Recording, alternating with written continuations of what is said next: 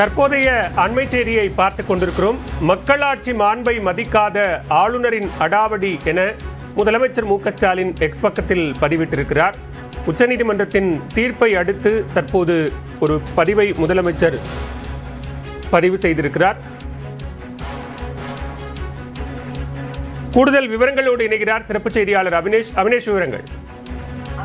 இன்று மதச்சார்பற்ற முற்போக்கு கூட்டணியின் சார்பாக மத்திய அரசை கண்டித்து கோவையில் ஒரு கண்டன ஆர்ப்பாட்டம் என்பது நடைபெற்றது. குறிப்பாக அது தொடர்பாக முதலமைச்சர் மு.க.ஸ்டாலின் தன்னுடைய எக்ஸ் வலைப்பக்கத்தில் பதிவிட்டிருக்கார். குறிப்பாக தமிழ்நாட்டின் வளர்ச்சியை தடுக்கக்கூடிய வகையில மத்திய பாஜக அரசுக்கு எதிராக கோவையில் இன்றைக்கு பெரிய அளவில் மதச்சார்பற்ற முற்போக்கு கூட்டணி சார்பாக ஒரு கண்டன ஆர்ப்பாட்டம் என்பது நடைபெற்றிருப்பதாகவும், குறிப்பாக கோவை மதுரை மாநகர்களுக்கு மெட்ரோ திட்டம் நிராகரிப்பு, எஸ்ஐஆர் மூலம் வாக்குரிமை பறிப்பு, டீலிமிட்டேஷன் மூலம் தமிழ்நாட்டின் தொகுதி குறைப்பு, மக்களாட்சி மதிக்காத ஆளுநருடைய போக்கு, நிதி ஒதுக்கீடு ஓரவஞ்சனை, உழவர்களுக்கு உதவி மறுப்பு, தமிழ் மொழி மீதான தாக்குதல், இந்தி திணிப்பு என அனைத்தையும் எதிராக தமிழ்நாடு போராடும், தமிழ்நாடு வெல்லும் என்கிற பதிவை முதலமைச்சர் மு.க.ஸ்டாலின் இன்று கோவையில் நடைபெற்ற அந்த போராட்டத்தை மேற்கோள் காட்டி பதிவிட்டிருக்கிறார்.